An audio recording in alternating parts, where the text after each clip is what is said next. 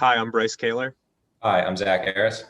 Hi, I'm Jordan Boudelier, and we are all graduate students at the University at Albany in the Forensic Accounting program.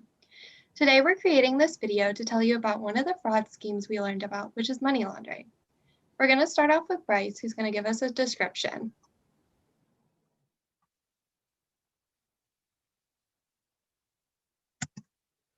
So first of all, we need a description of what money laundering actually is.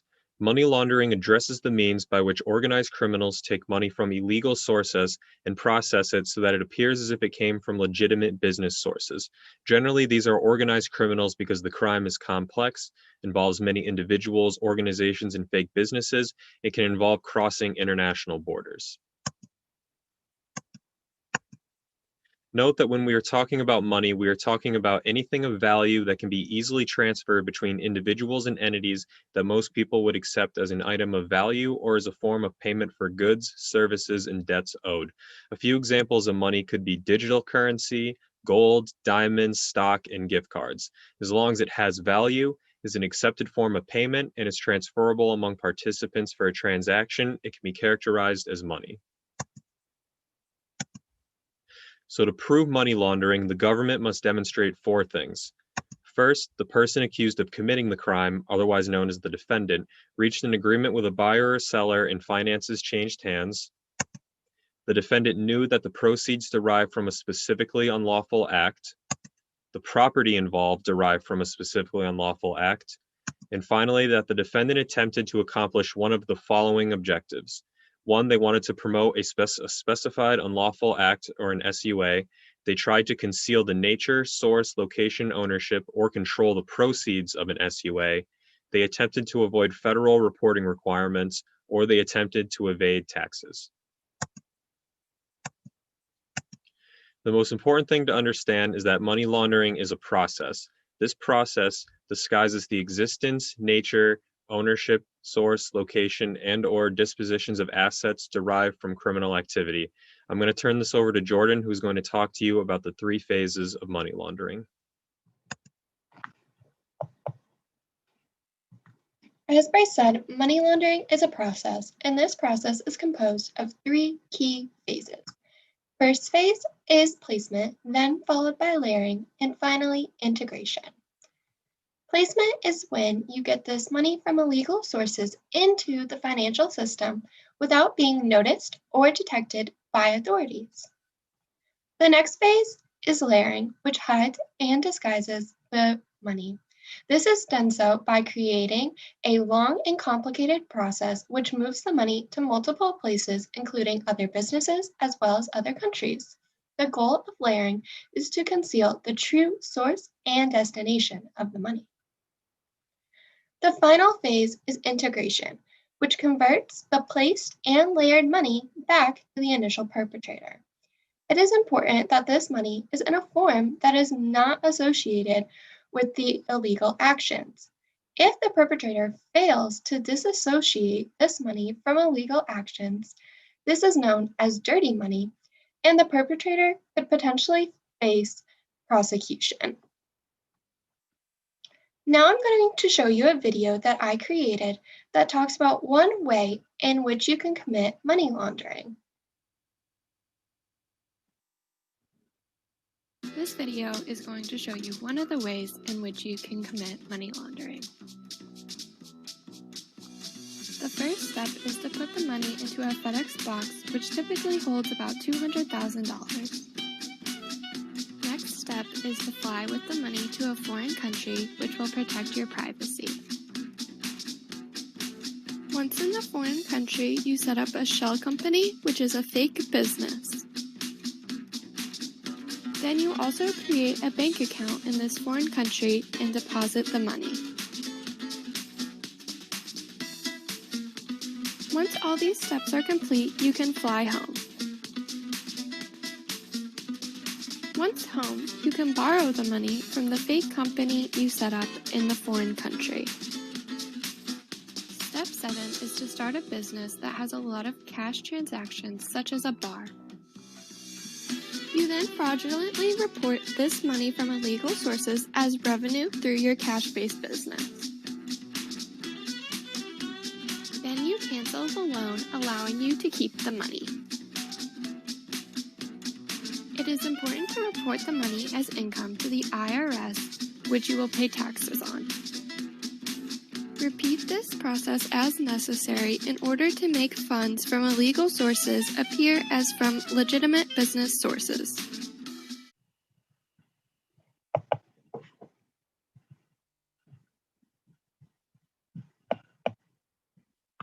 This video reinforces everything that we have talked about so far. Firstly, it shows that money laundering really is a process. This example includes 12 steps and also has elements of each of the 3 key phases. It places the money into the financial system, as well as hides the money and creates layers in order to conceal its true source, and then it is also converted back to the initial perpetrator in a manner that is not associated with the initial illegal actions where the money is from. So I'm going to talk a little bit about some red flags and vulnerable industries when it comes to money laundering. So something that we might look for would be a cash business that is unusually profitable. So something that criminals might do to clean up dirty money is funnel it through a legitimate business. And they do that because they want to make it seem like they had actually earned that money. So we find a business that's mostly cash-based and we see a lot of false sales that didn't actually happen or transactions that are like way overpriced. That would be something we'd look for because, again, they're trying to make it seem like they had actually earned that money when they didn't. Another thing that we look for is transactions that are structured to be directly below what's called a currency transaction report. And what that is anytime that a bank receives more than $10,000 in a day from any individual person, they have to report it to a government agency. And if you're laundering money, you don't want the government to know about that. So you might try to split up your payments so they're below $10,000. So if you have to deposit $20,000, instead of all in one day, you might take $5,000 and spread it out over 4 days. And we would look at that and find it a little odd because it seems like they're structured in a way to avoid detection instead of just being all deposited in one day. Another thing we might look for are cryptocurrencies. Now, cryptocurrencies are things like Bitcoin that you might have heard about, and they're completely virtual. They don't actually exist. So they're very difficult to track and they're designed to be anonymous. So it's very easy to pay for criminal products and services with virtual currency. Another industry that's kind of vulnerable would be casinos or horse racing or really any kind of gambling, because it's a lot easier to falsify like the amount of money you won gambling. You can go to a casino, buy a bunch of chips, hang out for a couple of days, and then just cash in those same chips and walk away with a check from a casino. When you deposit it in the bank, you just point back to the casino and say you won at gambling. Another big red flag would be a shell company. A shell company is just literally the shell of a company. So there's no operations, there's no physical location, there's no employees, like it only exists on paper. And there are legitimate reasons to have a shell company, but if you're laundering money, they're very helpful because they don't actually exist, but you can still transfer money into and out of them. So when it comes to layering the money and sending it all over the place and making it hard to track, shell company is something that's very useful. And it's something that we'd like to pay attention to. And finally, there are financially secretive countries like the Cayman Islands, Switzerland, Hong Kong. If you've heard about like a Swiss bank account, the reason that's so infamous is because Switzerland is famous for not revealing the identities of people who have accounts in their country. And when you think about the currency transaction report, that might not be something that happens in Switzerland. So if you have an offshore bank account for no good reason, that would be something we'd want to look into. And So one of the toughest parts about deterring money laundering is that you are dealing with people who do not care about abiding by the law. Still, it is important to recognize anti-money laundering regulations and laws that are intended to prevent criminals from committing money laundering. One of the principal goals behind money laundering laws and regulations is that of seizure, meaning to deprive the criminal of the use of their ill-gotten gains. The Bank Secrecy Act of 1970 established requirements for record keeping and reporting by private individuals, banks, and other financial institutions. It was designed to help identify the source, volume, and movement of currency and other monetary instruments transported or transmitted into or out of the United States or deposited in financial institutions. Second, the Money Laundering Control Act of 1986 was the first time that money laundering itself was considered a prosecutable offense, meaning it is a federal crime. The MLCA has been amended over the years to strengthen the laws and eliminate various loopholes that criminals use.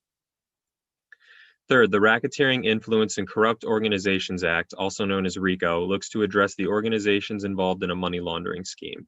Racketeering refers to the act of acquiring of a business through illegal activity, operating a business with illegally derived income, or using a business to commit illegal acts. The RICO Act increases the severity of penalties for offenses charged under the statute. RICO provides for criminal penalties up to $25,000 and 20 years in prison. Finally, the USA Patriot Act was passed in Congress in 2001 after the 9/11 terrorist attacks. Title III of this act identifies new types of money laundering crimes and increased the penalties associated with them. The felony penalty for a bulk cash smuggling is 5 years. Furthermore, the attempted transport of more than $10,000 in currency or monetary instruments into or out of the country is illegal if the funds are concealed and the transporter was attempting to avoid the U.S. federal reporting requirements. Under federal law, all property and money laundering are forfeitable. If money laundered is mixed with monies generated from legitimate sources, all the funds are subject to confiscation. All of these laws work to deter people from participating in criminal activity. I'm now going to turn it over to Jordan, who is going to speak about the ways money laundering is detected. Deterrence can be difficult with money laundering because the people who commit it are already criminals.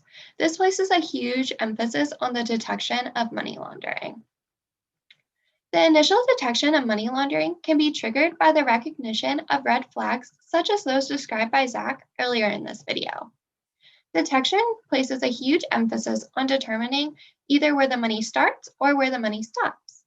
This is typically the same place, so if you're able to determine one, you can look forward or trace back the trail of the money laundering. Money laundering is vulnerable to detection at each of the key phases that we talked about earlier.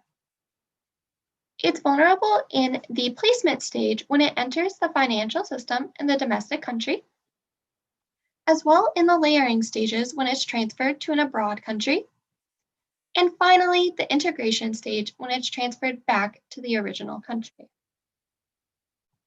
The detection of money laundering has also been made harder by the emergence of advanced technologies that can be used in money laundering. An example of this is Hawala. This allows for the money to be transferred without the physical movement of money. However, technologies have also emerged allowing for greater detection of money laundering. It's also very important for countries to work together in order to detect money laundering. This has been more prevalent since 9/11. Many terrorist organizations use money laundering in order to run their operations. Countries now work together and cooperate in order to stop these efforts and seize the assets from the money laundering. So now that you've learned a little bit more about money laundering, I'm going to walk you through a real world example. In this case, it's called the Black Market Peso Exchange, and it's a huge money laundering scheme that was created back in the 1980s by a guy named Pablo Escobar. It's a little complicated, but I'm going to walk you through it step by step. First thing we want to pay attention to are the three different players in the scheme. There's the Medellin cartel, there's a Colombian businessman, and there are Colombian brokers. The cartel are making a whole lot of US dollars, and they want Colombian pesos. The Colombian businessmen are the exact opposite. They have a lot of Colombian pesos, but they want US dollars. And the brokers are just the middlemen between the cartel and the businessmen. The brokers are also the one laundering the money, which is what we're going to get to. So first off, the cartel makes the money in the United States. This is where all the dirty money is produced in the first place. The cartel doesn't really want to deal with laundering the money, so they sell it to Colombian brokers in exchange for pesos. At this point, the cartel is out of the game. They got rid of the money, they got their pesos, and they're good to go. Now, the Colombian brokers have all the US dollars, and they have to clean it and launder it so they can sell it to Colombian businessmen. They do this by hiring a whole bunch of agents throughout the United States. These agents are just citizens or they're visiting, and all they do is open small bank accounts all over the United States. This is in order to avoid detection by that cutoff, that $10,000 cutoff that I was describing earlier. So instead of depositing $100,000 into one account, which would trigger a report, they deposit $1,000 into 100 accounts to avoid detection. So once this money is placed in those accounts, the agents will sign a whole bunch of checks and they will mail them back to the Colombian brokers. So now the Colombian brokers have a whole bunch of blank checks, which they sell to the Colombian businessmen. So the businessmen have signed checks from random US bank accounts that they can now spend on pretty much anything they want. They're international businessmen, so they have debts that they might have to pay in US currency, or maybe they just want to buy goods and service from the United States. In any case, the businessmen have their money and the cartel have their pesos, and the brokers are the one that organized the transaction between the two, and they cleaned up the money through all of these agents. So that's pretty much how it goes. It's just like a circular flow back and forth between the cartels and the businessmen. And it's a good case to look at because it highlights why different countries really need to cooperate with each other between the United States and Colombia to actually catch all these guys. And also the importance of the currency transaction reports, because it makes it really difficult to actually place the money into US bank accounts. It forces them to split it up amongst a bunch of different accounts. So that pretty much does it for this example. And I think now we're going to move on to some trivia. Now we're going to give you 5 quick questions to test your knowledge about money laundering. What is the goal of money laundering? A, to take money from illegal sources and process it so that it appears as if it came from legitimate business sources. B, to spend money as quick as possible. C, to get money in a physical form. Or D, to steal money from criminals. The correct answer is A, to take money from illegal sources and process it so that it appears as if it came from legitimate business sources. The second question is, which of the following words is best used to describe money laundering? A, prosperous, B, process, C, proceeds, or D, prospect? The correct answer is B, process. The third question is, which of the following are phases of money laundering? A, placement, B, layering, C, investigation, D, A and B, or E, all of the above? The answer is D, both placement and layering. When did money laundering become a prosecutable offense? A, it always has been a prosecutable offense. B, upon the passage of MCLA. C, when RICO was established. Or D, none of the above.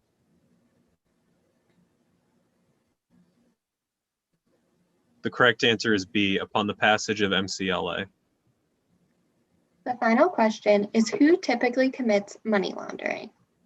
A, mobsters, B, organized crime groups, C, terrorists, or D, all of the above? The answer is D, all of the above. Here are the results. If you got 0 to 1 questions correct, with a little bit of extra research, you can definitely become a fraud examiner. If you got 2 to 3 questions correct, you are showing promising characteristics of a fraud examiner. And if you got 4 to 5 questions correct, you're a future all-star fraud examiner in the making. If you want a little bit more information, there are a couple of really good YouTube videos you can check out in the sources below. And if you want to catch money laundering and the media, you can check out these shows on Netflix: Narcos, Breaking Bad, Ozark, and Sons of Anarchy. We really hope you enjoyed our presentation on money laundering today and learned a little bit about it.